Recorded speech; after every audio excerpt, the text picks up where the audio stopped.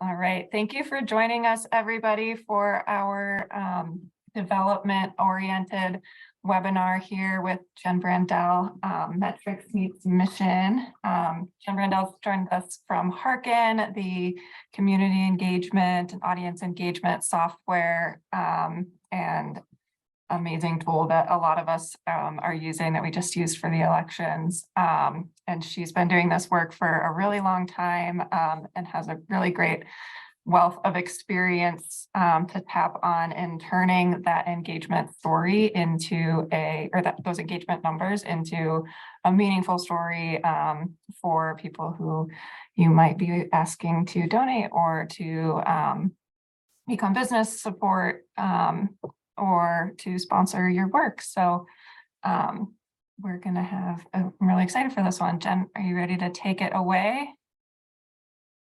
Yes, no problem. I didn't know if Elisa had anything she wanted to add before we get started. If not, I will get going. I think Elisa is en route to Phoenix. She's in on her phone. I think she's gonna. Perfect. Okay. Yeah. Excellent. Excellent. Right on. Well, I'm going to share screen right now. And hopefully everyone can see my screen. Give me a thumbs up if you can see it. I know it's loading. Okay. All right. Excellent. I'm so excited to be with everyone today and also to learn more about what your newsrooms have done around engagement and monetizing it on some level. This is going to be a long session we have. I know it will go pretty quickly though. So if and when you have questions, feel free to just take yourself off mute and jump in or add it to the chat. I'm going to rely on Chelsea here to let me know if there's something in the chat that's timely that we should jump to while we're going through this. If not, we're also going to have time at the end for a Q&A. So please just don't sit on your questions if you have them. Like, we can talk about them in a moment. And if they're bigger, we can wait until the end. All right. You'll also get the deck here. So, no worries on taking screenshots and whatnot. You'll get all of this material. So I'm really excited to be with you today. I'm going to just run down, kind of signpost where we're going to go. I'm just going to give you a quick intro to Hearken, really ground us in this big moment and big picture and how engagement relates to everything. And then really drill into how engagement can become a good business for your newsroom, whether or not you're responsible for membership, audience growth overall, major donor giving, pledge drives, any of those sorts of things. Hopefully there's going to be a lot in here for each of you. I also just wanted to give a quick backstory in that, like, the work that I've been doing for the last 10, 11, 12 years or so is really rooted in public media, starting at WBEZ in Chicago when I started Curious City, then creating Hearken, where we work with tons of public media stations, but not only public media, lots of organizations are trying to better listen to and engage their stakeholders and make sure that that contributes to their bottom line. And there's a lot of excellent democracy work that has really grown out of this approach of listening and how it can support these key moments in a newsroom's history and in the public media's role in that history of what does it mean to be a pluralistic nation and what does it mean to be able to listen and engage all of the people that you're trying to serve in your coverage. So I wanted to let us remind ourselves of the beauty of what public media is aspiring to do. I grabbed a quote from the Corporation for Public Broadcasting's website, which is that public media creates and distributes content that is for, by, and about Americans of all diverse backgrounds and services that foster dialogue between the American people and the stations that serve them. And so engagement in this definition is really baked into the core mission of what public media is aspiring to do. And right now, I think a lot of newsrooms have been excellent about engagement around who pays you. So the people that you're aiming to serve are the ones who are also hopefully footing most of your bill in terms of your newsroom's revenue and expense needs. And then also, hopefully it's for and by the people you're aiming to serve. What America Amplified has done and what we've been working with a lot of newsrooms to do is to have content that is by and for the people that you're trying to serve. And that means shaping your editorial agenda as well. So it's not just consuming what you're doing and paying for the stuff that they like, but it's also partnering and being a contributor to what you decide to ultimately cover. And so I'm just grounding this in the paradigm shift that we're seeing happening around the world, but very much so in the United States, is that the traditional news model, which is optimized for speed, efficiency, and distribution, which was really built for another time before the internet age, and we didn't have infinite amounts of things competing for our attention. This this approach is really focused on feeding the beasts, on filling different containers. And it's really hard to get out of this approach, trying to fill a clock, fill a website, fill a newspaper story, fill columns, etc. But I see public media as being quicker than other media types to get out of this old way of doing things, where the public is really shut out of the process because you think they might slow you down, and they're really treated as a consumer and not a partner. So what we're seeing is the emerging model for newsrooms is to be optimized for listening, relevance, and trust.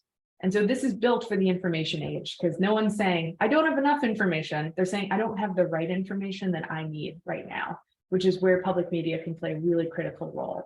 So this focus is on what can we help the public understand or do, which means the public has to be involved. You can't answer that question on behalf of them, because no matter how diverse your newsroom is, you're never going to fully represent the lived experiences and the information needs of the people you're trying to serve. So you should include them, which is what America Amplified has done with this fabulous collaborative, and what a lot of your newsrooms are probably and hopefully doing in other ways as well. So just to map this onto what this looks like in a traditional story cycle, the news created for the information age, usually the public is completely shut out of the process until publication or broadcast, and then maybe they can weigh in afterwards. But at that moment, the reporter's running on to their next story. So there's no real opportunity to relationship build in the editorial process. But when you think about having the public actually shape your decisions, there become all these different opportunities for them to engage. At Hearken, we really focus on questions because there's such an actionable insight that can turn into a story versus comments or experiences or ideas or whatnot. We're really focused on information gaps, and that comes really nicely in the form of questions. But newsrooms can also let the public vote on each other's ideas, so let them ultimately decide how you spend your reporting resources. You can involve the people who are asking questions in your stories, and we'll give you some examples here in a little bit, and then keep that conversation going. So this really, at the end of the day, turns the reporters and editors and producers, all the people that end up being on the cost side of a profit and loss statement for a newsroom, they can start to generate leads for your CRM and for your membership, for your newsletters, for your events, etc., when they start to open up that funnel and collect email addresses, information about people who want information from that newsroom. So it's a really powerful way of starting to think about engagement as becoming a profit center for your newsroom. And I think many newsrooms are early on in this game of starting to think about engagement as a real revenue model, but the ones that have been doing it for a while are seeing results. So KPCC is an example in Los Angeles. They're seeing that people who are involved in this public powered story process are more loyal and more local, and they give more money to the newsroom.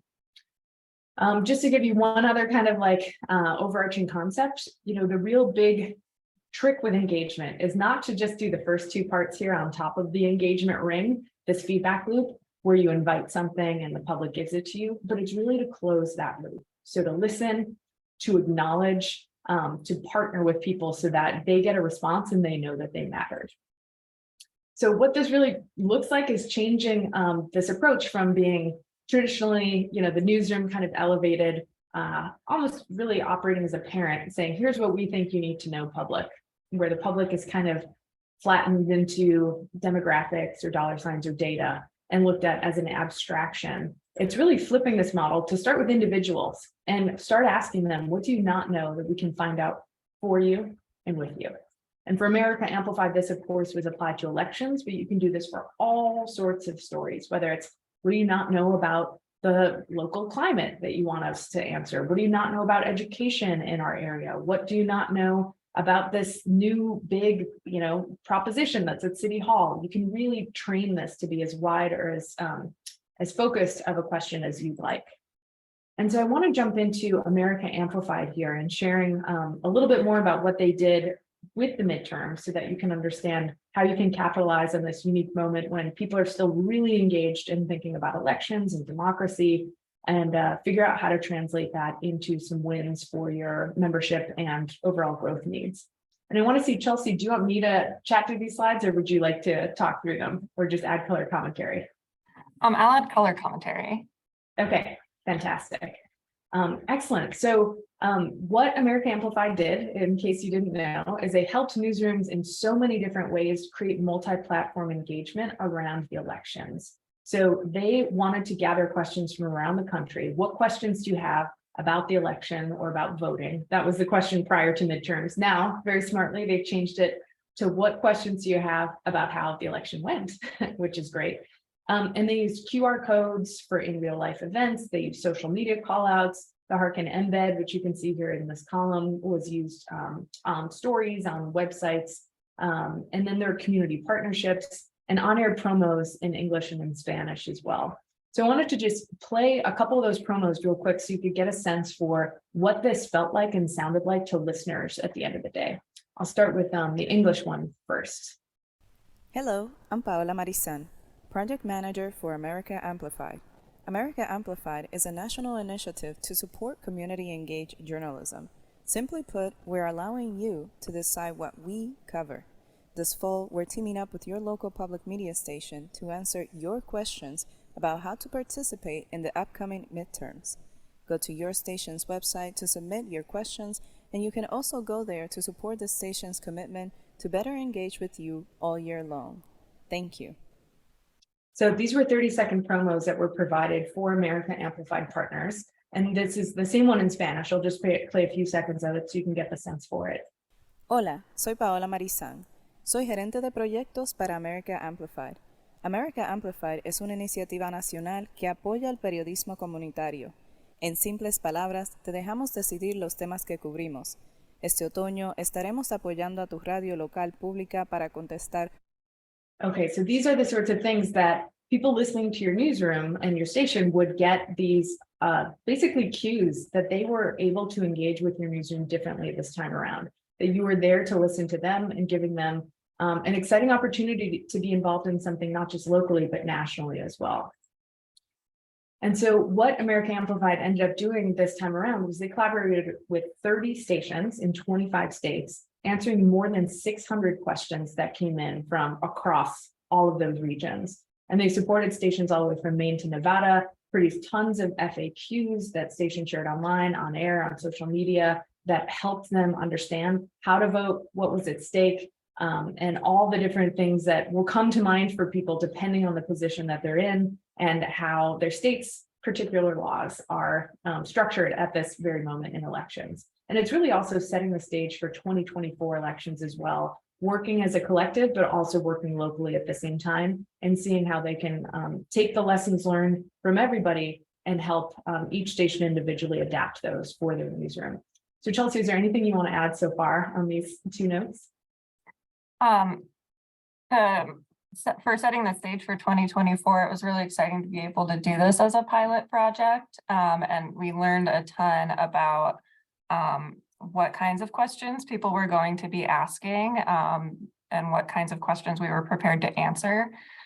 So one of the big things that we're looking at for 2024 is being able to answer kind of a broader range of questions than just the mechanics of voting, and seeing if we can get things about like judges in there. People had a lot of questions about how do I know what judge to vote for it? And that was across like multiple states, which was really interesting to us. And the other thing in terms of 2024 is we're hoping to do this with every state. So a big goal was figuring out how to make this whole project scalable based on stations' capacity. And this project looked different at all 30 stations that we worked with, which was really cool to see the that it was scalable, that we could do engagement on just the social media side of things, or some stations were able to get out in person and do some live events, and depending on where stations were putting their efforts, we could see the avenue that those questions were coming from, and we would see questions come like in after, like when WFYI hosted a live event, we'd see that boost right afterwards. So that was really exciting to have that real-time feedback about how certain engagement activities were working, and that was fun. Yeah. Right on. Thanks, Chelsea. And I'm just so excited about the various ways that you all distributed the invitation to ask questions and then also answer them as well. So we're going to play just a quick example of what this can sound like on your, bread and butter platform, so your radio, of what it can, what kind of services that you can be providing to people in the traditional audio format. So I'm going to play just a quick clip from Blue Ridge Public Radio, and a question that they're answering from people that had written in and really didn't know how to vote by mail, and they do this great service. So I want you to pay attention to how, as a listener, you are cued in that this is different, and then what the call to action is for you to be able to get involved. Hi, I'm BPR's Helen Chickering. BPR is answering listener questions about voting in this fall's election. This week's question comes from Madison. Hello, I'm Madison. I'm from Weaverville in Buncombe County, and I just wanted to know, can I vote by mail in this election? The short answer is yes. To find out more, we asked Buncombe County's Director of Election Services, Corrine Duncan. We have already started mailing out ballots. That started on September 9th. For absentee by mail, you need to be registered. You also need to request an absentee ballot by mail, and there is a portal on our website to do that, or you can do that with a paper form, and you can get that either at our office or you can call us and we'll mail you one. The deadline to request an absentee ballot is November 1st at 5 p.m. Once you get the ballot, follow the instructions to send in your vote. So I'm going to fast Usually forward a that's little 3 bit days to the after end the so you can election. hear the call Voting back. is the same in all North Carolina counties. What other questions do you have about voting this November? BPR and America Amplified are answering your questions. Just text the letters BPR to 855-670-1777 or fill out a simple form at bpr.org/elections. I'm Helen Chickering. So what's really great about this is that even in just a 2-minute spot, you hear that this is different. You hear people who are your neighbors, your friends, people who are like you in the community, and you hear their voices asking a question and posing something. So often the news is covering people who are either very much in power or who the news is about, or people who are the victim of something in the news. But we don't really hear a ton from people who are just curious and who are our neighbors and people who we can relate to that aren't in the news for other reasons. So it's really great that they got a listener voice in, really great quick answer to it, and a web story as well out of it that was going to be very useful. And a headline here that's very SEO friendly: how to vote by mail in North Carolina. A ton of people were Googling for that. So hopefully they made it to Blue Ridge Public Radio as top of their results. So these are just some of the ways that this kind of approach can manifest into audio content.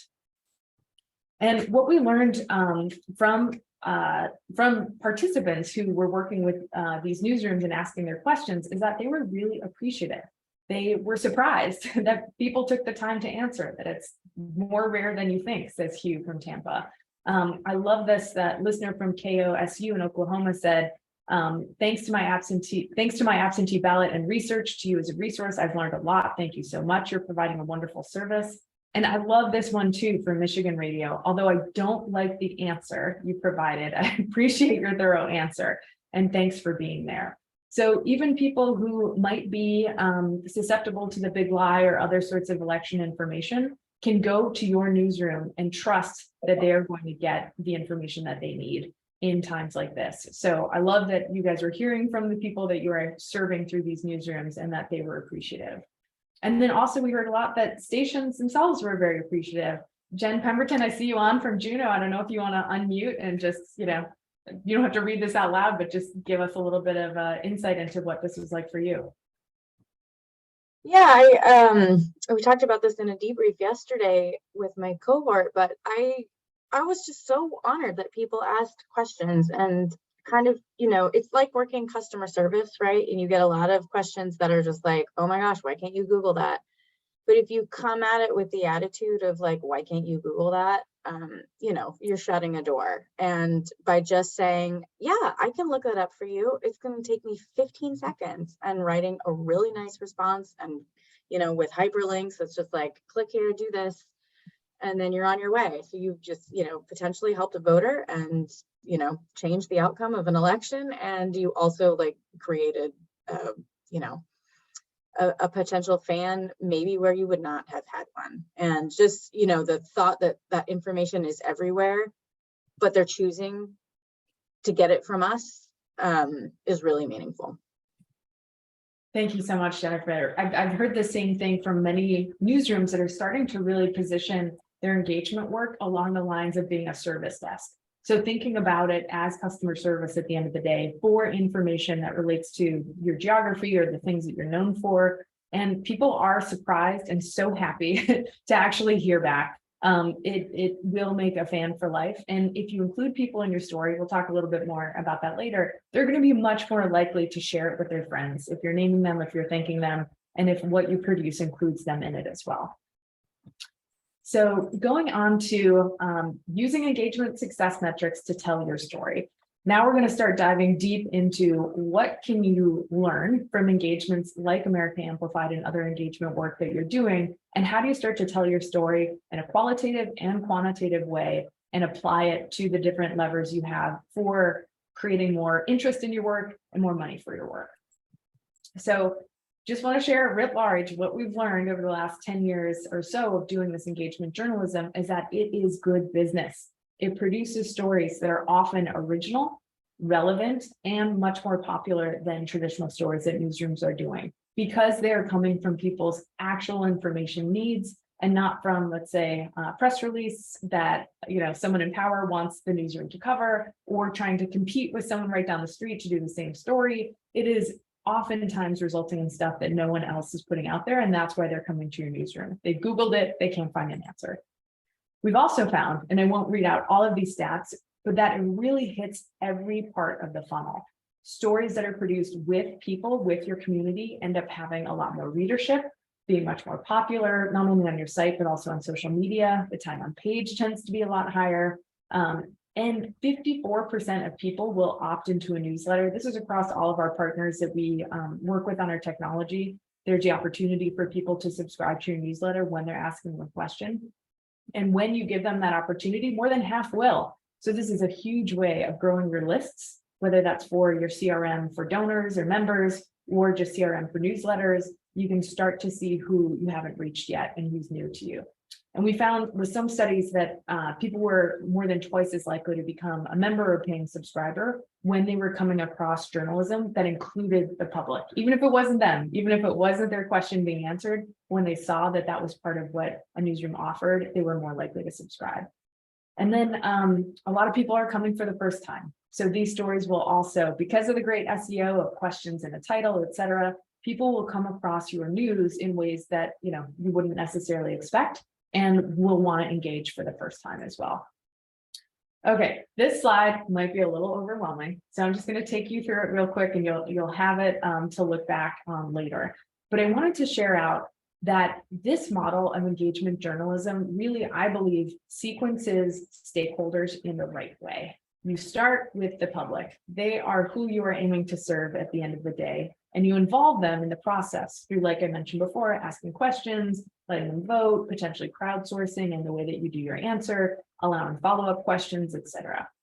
But what this does when you really position the public as part of your storytelling process is that the public becomes your best organic marketer. They will become aware of your brand when they start seeing this kind of work spread on social media. They'll spread the word to others as well that, hey, I know this newsroom's taking questions. I don't know the answer, but you can ask them. They will also be inspired to participate further, to have a deeper relationship with you and drive traffic to your site. On the editorial side, what's amazing about this is that they get story ideas they wouldn't have necessarily gotten before, even if it's things like Jennifer was saying that you're like, wow, you can't find the answer to this. You get data knowing that how hard it is and how many just basic questions that people have when it comes to the act of voting or other things, that sometimes you just need to start from the beginning and tell them a little bit more basic information than you might be doing in your everyday reporting, which is helpful to be reminded of, that not everybody is a news junkie or knows all of the answers to some of the basic things about civic engagement. You also get validation through the public helping to assign your work or say, hey, here's a signal, we want more stories like this before you've done any reporting. So this work is going to be valuable before you've actually spent the money and time to do it. Reporters can also get really rich material, information, sources, voices, hearing from people who don't necessarily always get to be in media. And then you're getting new story ideas as you go. So on the business side, this whole time, depending on the tech you're using or the approaches you're using, you have the opportunity to capture an email and add it to your CRM, capture additional information and add it to your CRM. Whether or not you're doing this with pen and paper, at a festival or a market or, COVID testing site, wherever you're getting people to ask you questions and participate, text, QR code, you can start to get that first person information that you can start to bring into your CRM as well. And then when the moment is right, you can do a call to action and say, hey, we love the fact that you've come to us for information. We are coming to you to, see if you're not a member yet to join or to be able to participate in a special way. So you're able to start growing this database of people that you can reach out to with really specific asks. So the bottom line here is that the more your audience feels engaged and heard, the more that they see that you're serving them directly, the more likely they are to trust and consume your work and become a member. So that is just what we've seen over and over again. That is the pattern. And I'm going to share kind of a brief version of what this looks like when you might be swamped with a ton of different metrics and trying to figure out what should we pay attention to, what actually matters when it comes to engagement. The way that we think about it at Hearken is that there's really a spectrum, and none of them are necessarily bad. We're not trying to demonize clicks or any sorts of other things, but they are a signal as to what your relationship is with the public. So, we go from the left, from someone kind of noticing to then consuming work to then reacting and engaging with it in some way and then contributing. When you think about this, of what position are you putting the public in? Everything in the gray here on the left is treating the public as a consumer. But on the right, when they start to contribute in different ways, they are a partner. You change the relationship in a really meaningful way when you are listening to them and when they are part of supporting your cause. And so what this can look like, if you think about this as kind of a thermometer, where up top are all of the signals that you have, like, a cool relationship with people and that they might know of you or aware of you, to the very warm, in which they are part of your team, they are members, they are subscribers, they are contributing to your newsroom. You can look at all these different metrics and kind of understand how deep that relationship is. And what we found over the years is that there's a very special lever you can pull that actually supercharges everything.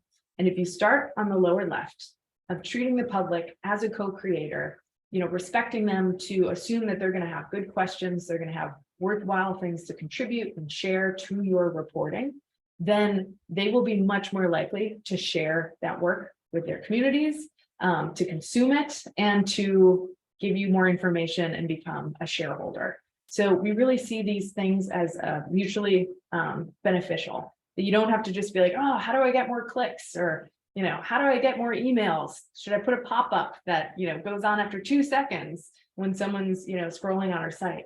No, if you actually start editorially treating the public as a partner, all of these other things are natural byproducts. And so this is another reiteration of what I said before, but the more your audience feels included, engaged, and heard, the more they see and hear proof, like we heard in that spot, that you are serving them directly, the more likely they are to trust, consume, share your work, and become members. And so I won't read through all of the things on these slides, but what we're going to go through next are engagement insights we encourage you to explore with the editorial teams and then with the revenue, membership, marketing teams in newsrooms, to have a meeting about what insights, quantitative and qualitative, you can pull from the America Amplified experience or any other engagement work that you're doing. So on the quantitative side, you might start to look at story performance. Are these pieces actually outperforming our other work? You can look at the number of new emails collected. How many? Are they new? Are they not already newsletter subscribers? If you have a newsletter, are they not yet members? You can also look at the geographic distribution. If you're collecting zip codes, you can better understand, are you reaching new populations? Are you reaching new demographics that you haven't maybe served before? I'm going to talk a little bit more about this toward the end. And then we found in research that these public-powered stories are more trusted and more appreciated. But can you get any signals on that front that this work is traveling, that more people are consuming it, commenting on it, et cetera? And then internally, you'll want to share whatever the results are, the things that you find here with editors and decision makers, so that they can understand how engagement might be driving some growth in terms of the content that you're doing. And then externally, you'll want to share this with underwriters or funders, whenever these quantitative insights are outpacing the traditional ways that you might be doing stories. On the qualitative, so the center column here, you really want to look at the quality of questions. Are people asking things your reporters are excited about that they wouldn't have thought to ask, that are really smart and interesting? Are the quality of comments coming back from people and the feedback? Are they appreciative? Like, I just shared before some of the quotes from the public. Those will make great additions to any sort of impact reports or newsletters or storytelling that you are doing for grants, for donors, high net worth individuals, for members, etc. And then also, is your staff excited? This is something we've loved hearing from our partners, and that, it's very hard to be a journalist these days. I don't have to tell you all, it is a tough job. It is a very fraught environment, and it's extremely stressful. And so when your staff gets a boost from actually connecting with and serving the people that your newsroom is trying to serve and getting to know them and knowing that they did a great job, that can be a real big morale booster. That can also help with retention and just overall helping the newsroom feel useful, and that the hard work they're doing is really making a difference. And then on the narrative change front, all of your engagement work can really be wrapped in some of these broader trends that are happening that are really important, especially to a lot of grant makers and funders, is that you're putting the public more squarely in public media. The community is listening to you and you're listening to them. You're being more relevant because you're hearing what their needs are. There's more representation of your community on air and online. There's feedback loops, so you can evolve with your community and not feel nervous that you're getting out of sync. And then you're just part of a bigger sea change that's happening as well, and you're on the leading edge of it. So I'm going to jump into a few different buckets here of listening and how it can relate to membership and subscriptions, et cetera. But I just want to pause for 15, 20 seconds here, see if anybody wants to go off mute, if you have any questions, feedback, or any plus ones. We've learned this from our newsroom. Feel free to go off mute for a moment.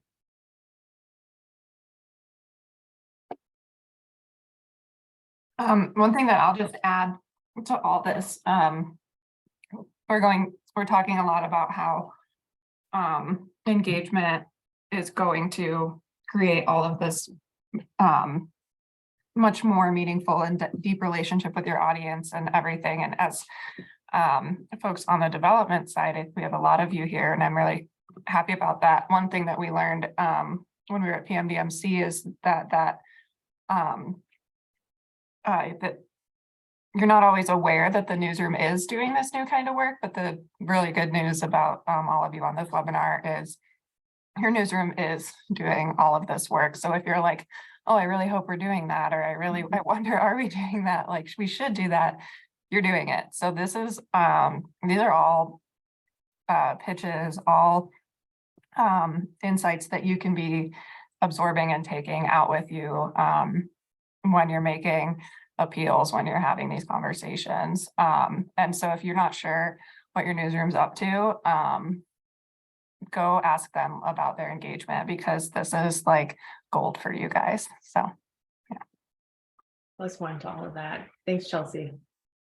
Yeah, and feel free as we go here into kind of different categories. If this is something that you're responsible for in your newsroom and you have a question, or you have an anecdote to share that reinforces this, or a challenge to what we're saying here, please go off mute and we can make this more of a discussion as we're jumping through kind of the different ways of translating this engagement into dollars. So we're going to start with membership and subscriptions. And before we go into the details there, I just wanted to share out, there are so many different ways that newsrooms can invite participation. There's the digital, there's broadcast, there's in real life calls to action, there's partnering with community groups and announcements to share. And so if you haven't done this recently, I would encourage you to connect with your editorial teams and ask them, what are all the ways that they are inviting participation, and what information are they getting when they're doing that? Are they getting people's name, email, gender, age? What's the sort of things that you're learning from these different platforms that you might not necessarily know that you have access to, and figuring out who's coming to your work and how you can package that information for funders. So one thing I encourage newsrooms to do as well is to do a portfolio of listening and engagement. So to take that conversation and to actually map out what are the different activities we do in which we're listening to the public. You might have someone answering, the phone at the front desk of your newsroom who's asking, oh, who was that guest on Fresh Air? And you're like, oh, that's not really for us. That's, more national programming. But that person at the front desk probably gets a lot of also amazing questions that are coming in that could be useful to your editorial team and useful to folks in revenue of understanding what are people coming to and asking about. But then there's also activities that your newsroom might be involved in, whether that's a task force or a sounding board / like community advisory board or focus group, or you might be doing empathy interviews with people that you're trying to serve or that you do serve. You might be using tools like Hearken or other tech tools that are constantly kind of like 24/7 on and able to take in input from people. There might be letters to the editor or comment sections or staff ideas. And what I encourage you to do is map out all the activities in which your newsroom is listening. And it doesn't just have to be editorial, but where else are you listening? And look at it through a few different dimensions. How deep of insights are you getting from each of these? So I'm using these things called Harvey balls here, the little circles, and how saturated they are or colored in is like how much of something exists. So for instance, an empathy interview here in the upper left, those are really deep. You can talk to someone for half an hour and get really, really deep insight, but they're also hard to do a lot of because they require a lot of effort. So just kind of looking at what's the mix you have in your newsroom right now, and do you feel like you're listening in enough places and getting enough information that the right people are getting at the end of the day? Like, who gets these insights? How often are you listening? And then does it actually yield content at the end of the day? Because it's going to be harder for a newsroom to justify listening if it doesn't directly relate to some content or something at the end of the day. So this is just a recommendation for a meeting to have maybe in December when things are slow, to just start to chronicle how your newsroom listens and what it yields. And what you can do to start telling people, because a lot of times newsrooms do something or forget to do something that's really simple at the end of the day because they're so busy telling everyone about the world, they don't tell everyone about how they work, about what they're doing and why. So one of the things that can just be an easy win to start with is explaining what listening you do, how people can be heard, and why you listen to them. So this might be a landing page on your website. This might be on your mission page or about, or it might be a simple URL is like, your newsroom /listen. And you talk to them and explain how you are doing feedback loops and where people can be involved. So that's one thing you can do is just tell them what's happening. Take that listening portfolio from the last slide and just make a public version of it to let people know how they can be involved. And then to show people that they matter by including them in your work. So this could be as simple as naming them and saying, this question came from so-and-so from this part of town, or this question, if someone doesn't want to be named, came from the community and they'd like to be anonymous. That's fine. But just letting people know whenever you're doing coverage that includes and is driven by them, that they know that it is. So here's an example from WBEZ where they oftentimes bring the question asker in to be kind of a commentator on the journey of whatever they're finding. So this woman, Gail Tate, wanted to know about the Illinois lottery and if it's actually been useful for schools, which is what the party line had been for a long time. And so she got to talk to the reporter. He played her tape. She was very fascinated by it and had great commentary and feedback. It was part of the story. Now that's something that Gail is going to be super pumped to tell everybody she knows. And it also is teaching the listeners that they have an opportunity to go on for the ride and be part of the work that you do and be represented in the work that you do. And you can teach the public who you listen to by showing them who you're listening to. So if your newsroom is struggling with representation and wanting to make sure that you sound, look, and feel a lot more like the populations you're serving, if your staff doesn't totally represent them, which is very common in newsrooms, this is one way to start doing that. You can also, at the bottom of a story, just put a little profile about someone, why they wanted to know a little bit more about them. These are pretty simple ways where you can reach back out to the question asker and get them super excited about their question being chosen, and then showing the public of who's participating as well. And then we've also seen for sustained listening work. So not just like one story, that you're doing, but if you have either a project or an initiative that's ongoing, you can start to really build up like a whole crew of people who love what you're doing and really feel associated with it. So for instance, here at WVEZ, Curious City, it's 10 years old, which is crazy to me to think about that we started it 10 years ago, and they have a special anniversary mug, and that's been doing really, really well. They also have a whole big series called Curious Decade, where they're going and looking at the stories they've done. Brave Little State from Vermont Public is an amazing series that is so beloved that they have t-shirts that help sell out their pledge drives like immediately. And this is a series that is public powered, where the same sorts of things I just showed you are happening. And people feel really a lot of ownership and pride of place, pride about the newsroom, pride of being involved, and they are much more likely to want those special member gifts that are associated with listening. So someone here I just needed to point out on Facebook said, I'm already a sustaining member and a Brave Little State fan. Is there someone I can contact about getting one of these snazzy shirts? So it's also a way of not just attracting new members, but having current members want to double down on their work. So I mentioned this before, but just to go over it again, depth of participation and representation equals likelihood to share content. So it's not just enough for the editorial department and team to say, hey, we're going to listen to you, but you really want to make sure you credit people and you represent them in whatever ways you can on your social media, on air, in your newsletters, in your membership, missives, etc. And so I've included, I won't go into these, but I've included these in the deck. You can click on these examples of different kind of depths of participation. Okay, so into listening and underwriting, there's a great way that you can start to package messaging around listening and engagement in your underwriting packages.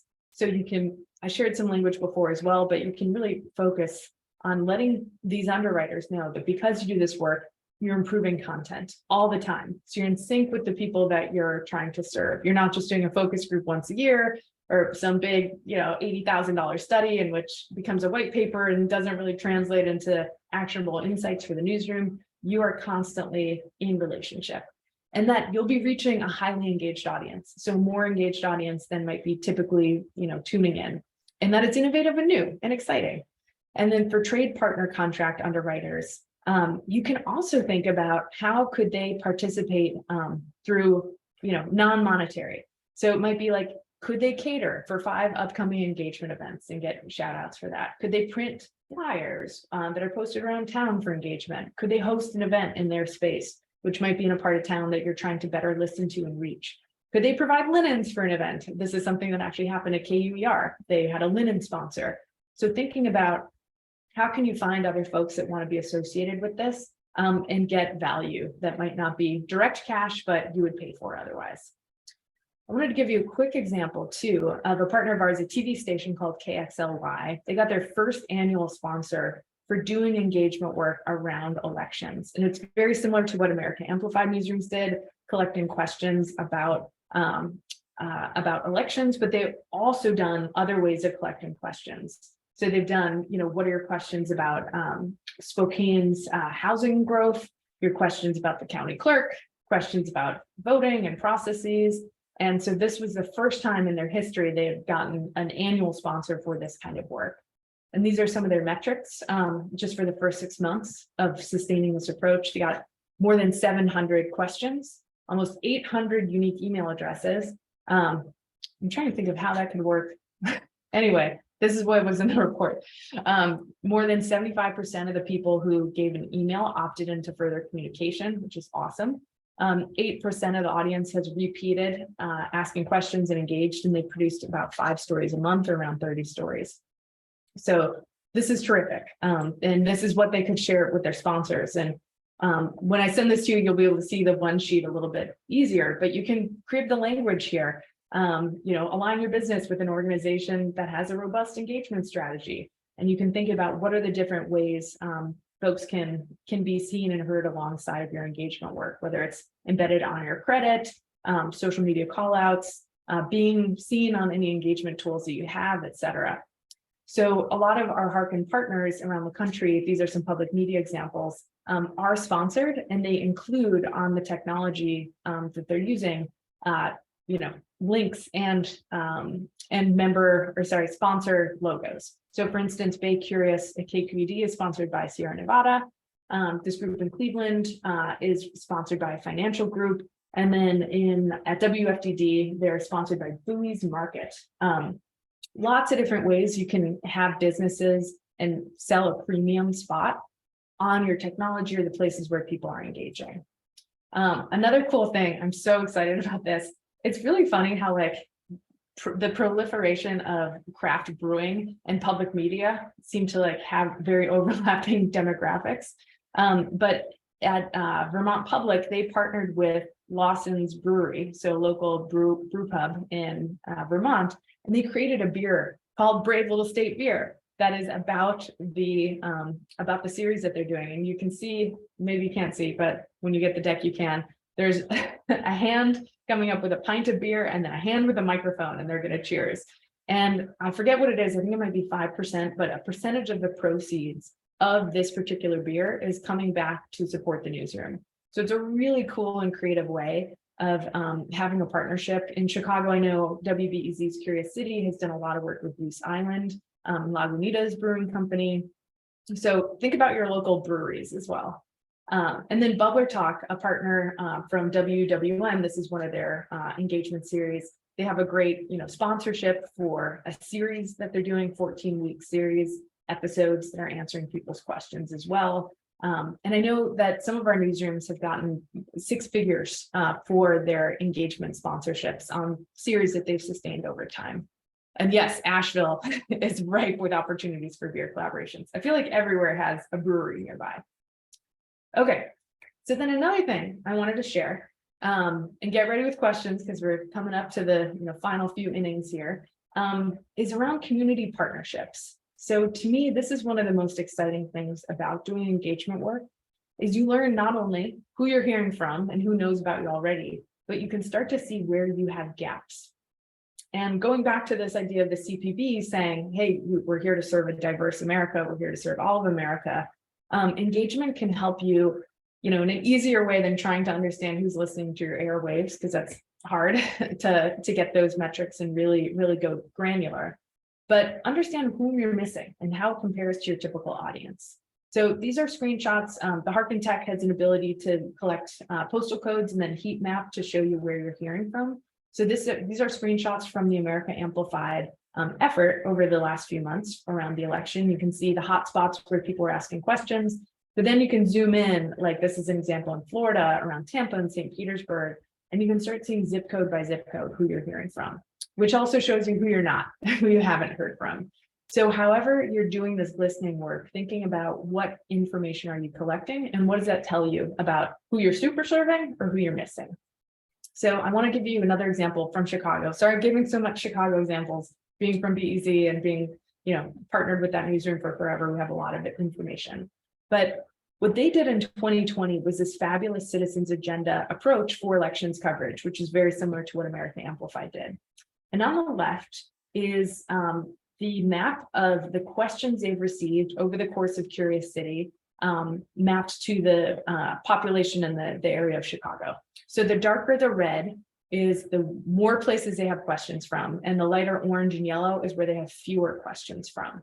Now, if you're not from Chicago, I will let you in on the secret that this map on the left looks extremely like the map of income, education, neighborhoods that have a lot of resources are also overlaid with the public media listenership map and the Curious City question asker map. So this is probably the case where you are as well, just given America's history and also just how segregated most cities still are in this country, is that a zip code can be a proxy for a lot of things and help you understand who you're not hearing from and who you have an opportunity to better serve. So what they did in 2020 is they decided to focus all of their elections coverage on who they haven't been serving and listening to as well. And they used the COVID cases per capita as a proxy for the places that are really hardest hit and need the most support and most information and have the most at stake and the most to lose. And so that map on the right, you can see very different from the map on the left. They were able to see the west side and the south side of Chicago is where they wanted to focus a lot of their work. And so what they ended up doing for their in-person outreach to collect questions and not just rely on, their airwaves, since they knew a lot of people in those areas weren't listening to them or maybe didn't even know about them, is that they went to food distribution events and clothes distribution and back to school supplies giveaways, PPE giveaways, census. It was aligned with census at that time, which was actually very helpful in partnership, local sporting games, church-led events, etc. So they worked with a lot of community partners in the geographies and places that they didn't have a lot of listeners to better start listening to the people that they wanted to serve and support. And so that those partnerships allowed them to reach more people, and also found outreach volunteers who had pre-existing relationships in the community and were trusted and could collect questions and be in relationship with WBEZ on this front. And so they ended up doing tons of awesome stories. And I just wanted to zero in on a few really cool things they did with partners. But they did virtual candidates town forums for 3 neighborhoods that were most affected by COVID. And with that, they partnered with Latino groups. They partnered with other social support organizations, with churches and other places that have really deep ties in the community. And they ended up getting almost 5,000 views per event in these different neighborhoods that they wanted to better serve. And they ended up collecting more than 2,000 questions over the course of their citizens agenda work. And so they also learned the lesson that they should budget for translation services too, because there are about 5 languages that were really common in Chicago that they wanted to make sure all the election coverage was translated into. So that's another thing you can make an ask to a community foundation or other groups, or partner with other groups that have native speakers of languages in your community to translate your work for those communities. And so here's just a couple of photos of their tabling, of their listening approach during the 2020 elections. I'm really hoping for 2024, a lot of newsrooms start doing this early, collecting the questions about elections, starting to deepen those relationships with different communities around town, and start collecting emails so you can be in touch with folks as you're putting out really helpful guides and information about what's at stake. And so I wanted to just share with you real quick, just 2 minutes from a video that WBEZ presented for a gala. So if you're planning some big donor events with your board members, high net worth individuals, sponsors, etc., and you want to splash and show them what you're doing, this is a cool way to show them how you're doing things differently, and to really show them that you're acting on behalf of the community. So this is going to be about a 2-minute clip that I'll share with you that's from their gala video that we'll also provide a link to. 2020 was a different kind of year, so we felt like it called for a different type of journalism. The Citizens Agenda is a style of reporting that starts from asking the audience, what do you want your elected officials to be talking about? We knew from the beginning that this election cycle was going to be unique. We knew with COVID, we knew with President Donald Trump, and we were trying to think of ways to serve people and give them the information they needed during a really, really uncertain time. So I did a lot of groundwork, meeting people in person, going to community events. And it was obviously a little challenging because it's a pandemic. In deciding who we wanted to reach out to for this project, we kind of focused our frame of reporting and engagement around the coronavirus, and the idea that the coronavirus has really, highlighted a lot of long-standing disparities in our society. So we were thinking about parks, outdoor spaces. We went to laundromats a couple of times. Baseball games were still happening. It's a process that takes time and effort and a lot of care. I also went to a lot of food distribution events, back to school supply events around September, a lot of clothing distribution events. I think the idea of bringing our audience in and co-creating something with our audience has always been something that we've been interested in. So we hired a Cantonese speaker for our Chinatown outreach. In the Westridge community in Rogers Park, we partnered with the Indo-American Center, and they had Urdu and Hindi speakers. We've had a lot of conversations where we sit down and we're like, okay, what do people need from us right now? Who can benefit from this information the most? And how can we give them something that has great utility, that can really inform a thing that they actually go and do in the real world, in their lives? How do I contact my elected official? How does my government even work? So it just started with an act of listening, to sit and go out into the communities and invite people to share their thoughts, their concerns, their questions with us, and for us to hear what they had to say. Usually we have an idea of what the story is, you talk with an editor. I mean, we have expertise and we have sources and we have beats that people work for years and years and years, but you might have an idea of the kind of story you want to tell and the characters in the story and the investigation you have to be doing. But when you just start by listening, like, you're kind of going out on a ledge. In uncertainty, there's also opportunity. And as journalists right now, we have an opportunity to be helping people, and we have an obligation to be listening to people so that we can give them what they need at a time when they need it most.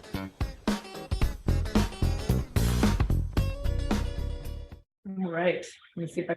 We've been doing a lot of listening to This- Chicago over the course All right.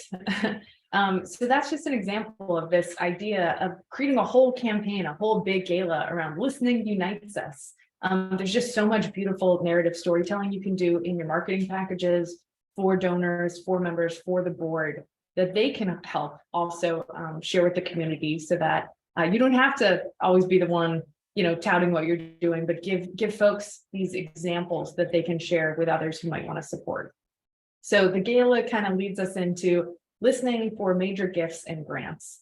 I wish I had been totally tracking this the whole time since we started Hearken, but I know that more than $1 million in grants and major gifts have come to our partners that are doing this listening centric work. And the major gifts are, of course, oftentimes from individuals or families looking to have an impact, and that they're responding to compelling stories, anecdotes, and the change created. So in the meeting or meetings that the revenue folks and the editorial folks are hopefully going to have in the next month or two around your engagement efforts, including elections related stuff, see what compelling stories and anecdotes you can pull out, because this is really great stuff for major gifts, to tell those individual stories of a person who was changed by your reporting or who participated and then something happened, et cetera. In addition to, all the quantitative things that you can pull out as well. And then you've likely seen, if you're someone who does grant writing in your organization, so many local community foundations are starting to get into the journalism game. And they're looking at it through a lens of how do they support civic empowerment, strengthen the civic ecosystem, strengthen the local economy, et cetera, have people feel heard and helped, support DEI, like initiatives to try and make sure more people have representation and a seat at the table. So think about how you can also write this work into grants. And some of the key themes that are happening right now are democracy, depolarization, civic engagement, representation, and they're only going to continue through 2024 and this next election.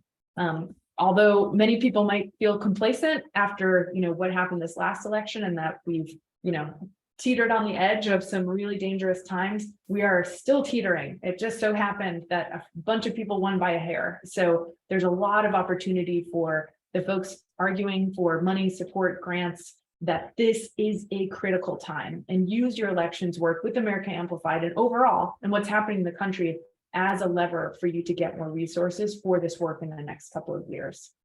Two things, Jen. You can add 2.4 million to the number on that slide, because WFYI just got a $2.4 million grant from the Fairbanks Foundation, I believe, to sustain its listening and community engagement work over the next 3 years. So What? that is really Okay. exciting. And Congratulations. I'm changing it in real time. Like we have one of those, thermometers that we're plugging in. That's incredible. Congratulations. thank you. Yeah, people are looking to fund this work, and so it's really exciting to be part of that. And Erin Adams from BPR said that she has a question, or that they have a question about in-person events and metrics. Yes, please ask. Yeah. Okay. Mic unmuted for once. So we are doing a listening session tonight, actually, out at an area university, and we're really trying to do a better job about following up post events like this and gathering key metrics and, like you said, figuring out what story to tell in a qualitative and quantitative way. Are there some less than obvious things that we should be thinking about as far as takeaways and things we can measure from live listening sessions, like in person?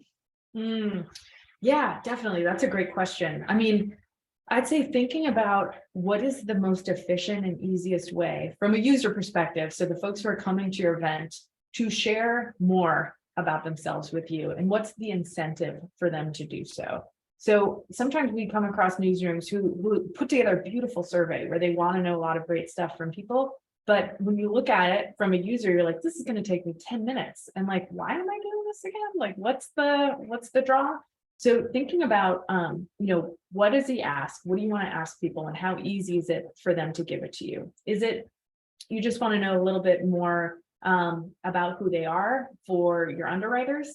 If you're going to do that, I would also include an opportunity for them to either ask a question or give you some sort of feedback that can make it to the editorial team and be useful going forward.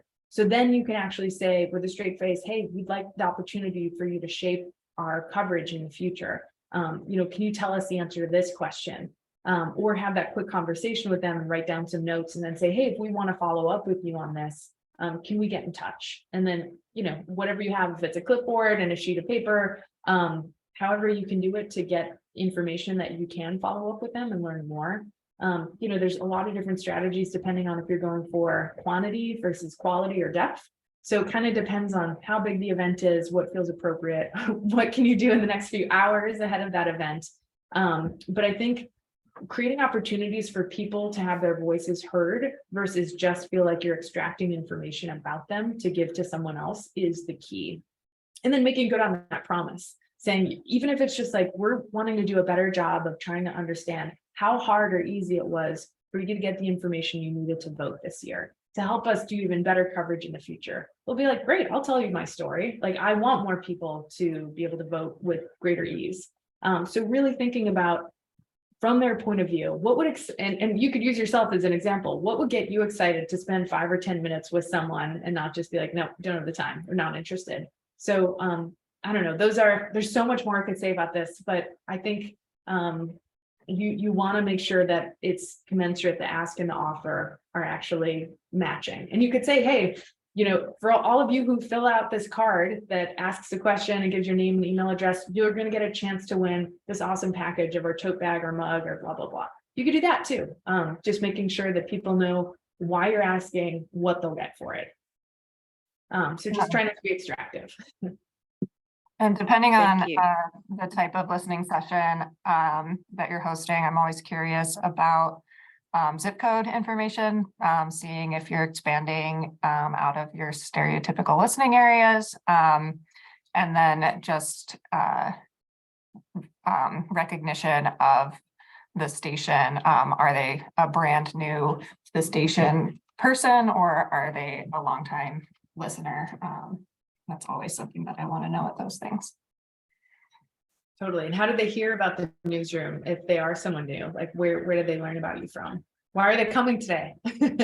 What made them choose to come there instead of watch some, great series on Netflix? That's always helpful to know, like what drove them to want to participate in the first place. Yeah. Right on. And then we're ending here, so we have plenty of time for questions, but just 1 or 2 more things I wanted to share is that how to work listening into your pledge and pitch scripts as well. And Chelsea, by the way, has provided really great pitch messaging that was used earlier in the America Amplified campaign that would be really easy for newsrooms if you're doing some sort of end of year giving or on-air pitches or promos to adapt. And so there is a link to this that is going to be in the deck where you can go into the Google Doc and take some of these graphs from the right and just, plug and play and adjust as you like. So I think some of these bigger themes you can really hit toward the end of the year, and also around, Thanksgiving and giving and all of these sorts of moments of reflection is like democracy, democracy, democracy, and representation and being heard. Like what you are doing in effect, if you are doing engagement work, is you are democratizing your newsroom. You are allowing your newsroom to not act as an autocracy in which a small group of people who does not represent everyone you serve making decisions on behalf of everyone else. You are actually infusing principles of democracy into the way that you function, which helps your newsroom better support democracy as well. So that's a big theme that, can write itself in terms of promos, newsletter toppers, membership emails, etc. And then there's also, this idea that you're in it together. We've all been going through COVID together, which is ongoing. We've gone through all of these massive events. Like we can't do this without you. We're doing it together. And that by listening, you're helping to serve all of your community and help your community get to know one another and who's in it and what they care about and what they're curious. It's also really key to show humility. A lot of folks who don't believe in news or have a chip on their shoulder in terms of, the press and, mass media, et cetera, mainstream media. A lot of times they feel like reporters are looking down on them. And so having humility and saying like, we can't know what you need to know. We're not all knowing.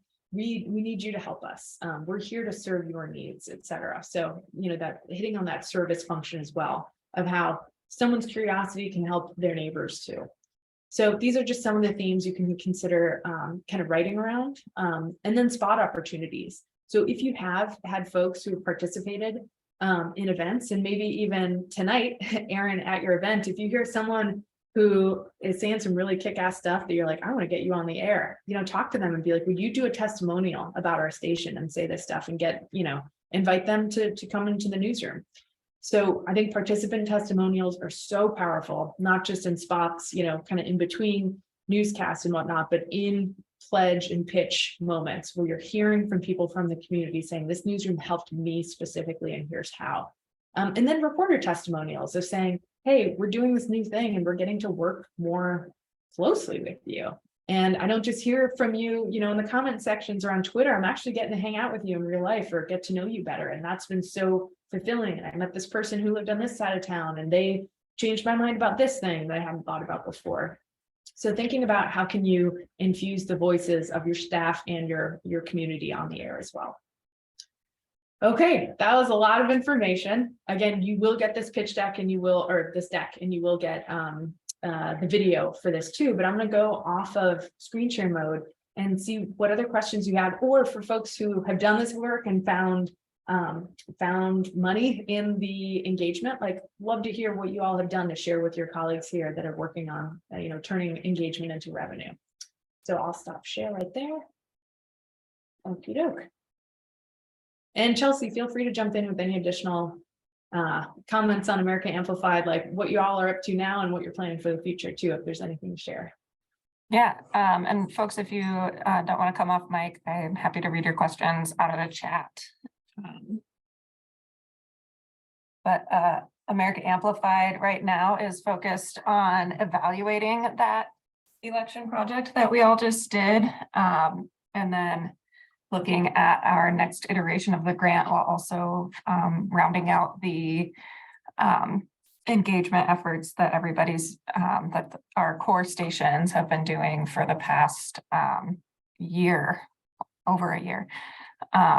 So we're busy and you guys are all busy too.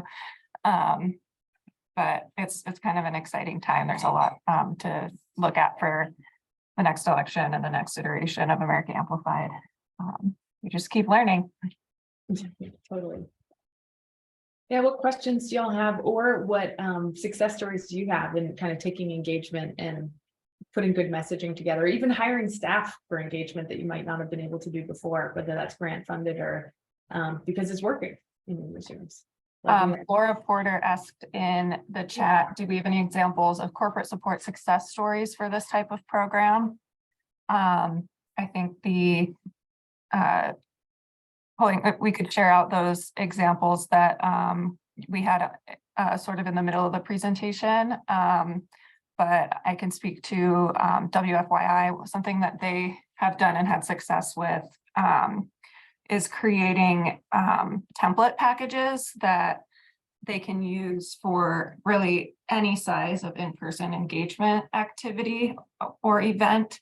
So they don't have to design a brand new underwriting package for every single engagement event that they're going to do. They're like, this is an engagement, or this is the underwriting package that we can offer for a listening type event. So we can get your logo on the table tents. We can shout you out on the social media that we post promoting this. And that has been a way to make something that can feel like a last minute, oh my gosh, I don't have time to even bring this up, to an underwriter sort of event, to a, we're going to be having listening sessions.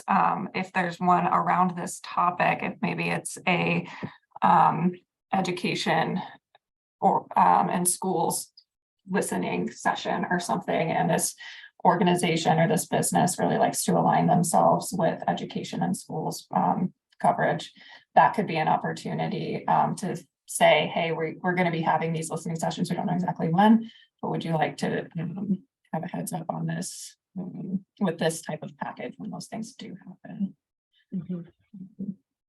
So that's something that's worked, and they've been able to pull in a bit of funding through that. And I think the other thing with corporate support is this is just a really great thing to bring in your pitch, to bring on your one sheet and say, we have a really, really high value audience, even though it might be smaller than other ad buys you might be looking at. This is super high value. We're doing things every day that increase the value of our audience to you. And this is just like amplifying the halo effect as well that we talk about a lot as underwriting when we're pitching that sort of thing. So we might not have like more direct examples other than those ones in this slide to offer right now. But I think that I've anecdotally heard from a lot of corporate support folks that works too. So. Yeah, definitely. And any corporate underwriters who care about being seen as community players, about being good listeners, about being in service, the closer you can get them to this content that's on air or online and associate them with it, the better. I mean, you definitely obviously have to still talk to editorial about whether or not you might be covering that organization and what your guardrails are. But I have yet to see a partner who hasn't been able to figure that out with their editorial team on how they're related to one another. And Elisa put in the chat here too, would love folks to chime in and give us feedback on the election project and what you'd like to see in 2024. So this can be from folks who worked on it in an editorial capacity, leadership, management, revenue side of things. You know, any feedback that you have for the America Amplified team, or things that you can anticipate wanting to have for 2024 or primaries next year.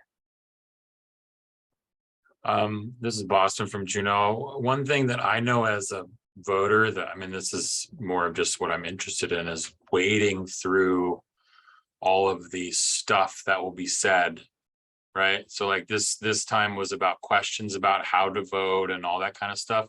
Be really interesting to do something about, you know, actual facts. Like Say more about that. Yeah.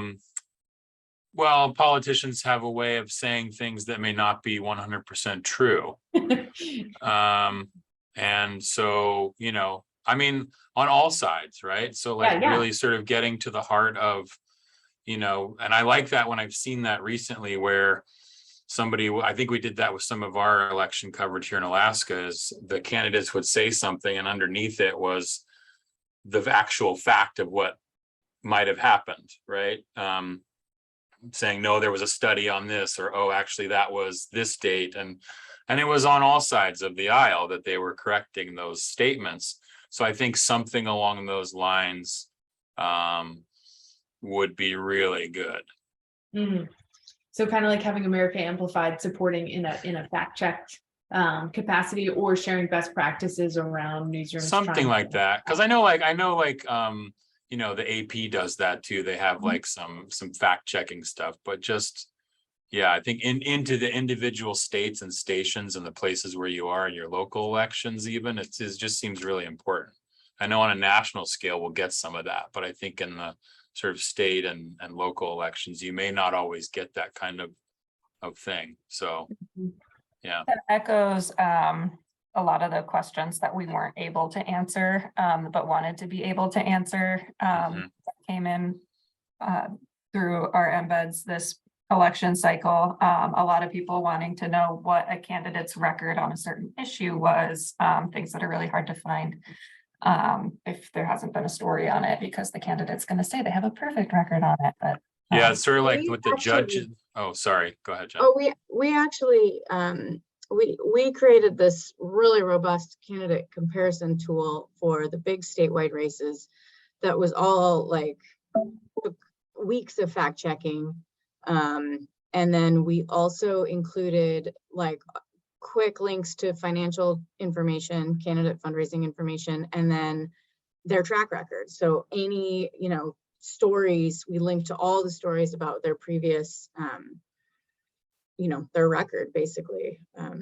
And so that's something that we had a separate collaboration with, sort of in addition to, you know, the America Amplified one, that we're hoping to kind of help other stations roll out, because we kind of built the technology for this candidate comparison tool where you could look at all the candidates across a race, and then you could also like pick a subject, a topic, and then see how everybody answered the questions. And so we had a little piece of that. I actually, while Boston's unmuted, I just want to mention that we came really, really close to having a corporate sponsor for our election embed from Hearken, and we had like never done anything like that before, and it was so new to us that I think it was even hard to explain to the funder. I don't know, Boston, if you want to talk a little bit about how that went, because I remember just being like, we have this cool new thing, and then you were like, somebody wants to sponsor it, and I was like, I don't even know how that works. Yeah. I was like, what could we do? And I saw some examples in there where they put the logo on and things like that. And it was, I mean, that unfortunately the talks with that particular funder broke down on all levels in terms of the underwriting and the supporting of this tool. So it wasn't just that, but because they were trying to do a big sort of get out the native vote here in Alaska campaign. And so it was going to be a perfect marriage in terms of that. And unfortunately it just kind of disappeared. But yeah, just having some, like, I think from the experience from this one, being able to create a one sheet of it in terms of like the success story of this, like you had in this presentation, will be helpful to just give them and say, hey, for 2024, look at what we're going to be doing, and this is what happened a couple of years ago or whatnot. I think that will be very helpful. So, yeah. And I just want to say, I also thank you for the thing on the judges earlier. I would love to know more of that, because the advice I got from my grandmother when I was growing up is, if you didn't know about, she's specifically about judges. She said, if you don't know, vote no. And I just didn't think that was the best advice, but because judges, they never really put out all the information there that you need, you know? So anyway. Yeah. Oh my gosh. Well, that's awesome. Injustice Watch has been our like gold standard in Chicago, doing that, but it's an investment. And I think they get some sort of community grant or sponsorships for it, because it is a lot of work to understand, because judges often don't have much on them online. So you have to do a lot of digging. But it's such a service. It's like, you know, as we're finding out in these elections, so much of how our country looks at the national level starts with these smaller positions, you know, whether it's judges or election officials or, you know, school boards, all these sorts of things all impact what's happening global, like nationally and globally. So yeah, love Injustice Watch. Right on. And then Brittany says, we've been doing a lot of work on evictions around here and learning how much each individual judge, yes, totally affects an eviction rate.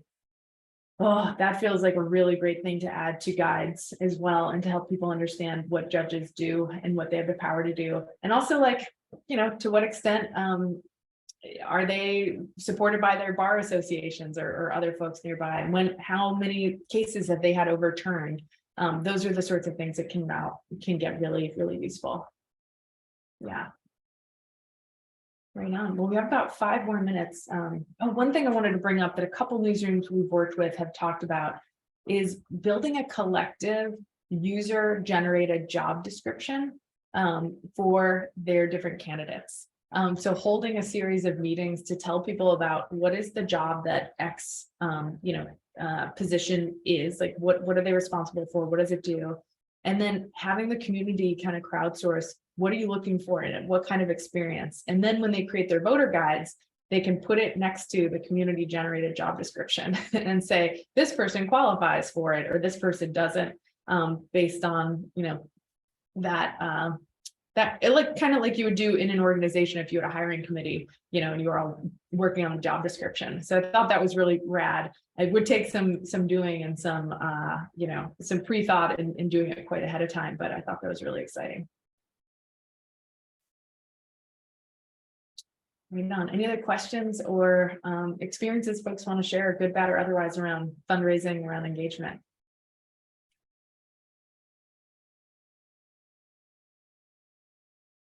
All right. Well, Chelsea, let me know, is there anything else you want to add? If not, we can give folks a few minutes back in their day. Yeah, no, thank you guys so much. We'll be sending out this recording to everybody who registered. And we'll also send it out over our Slack. And if you guys have any questions or anything that you thought of afterwards, feel free to send us a message. Thank you so much. Thank you, Jen. That was awesome. You're welcome. Yeah, good luck. I hope your years end very strong on the donations front. And there's so much work to be done around democracy. And I'm just thrilled public media is showing up and doing such a great job for your communities and this country. All right, take care, y'all. Be well. Bye.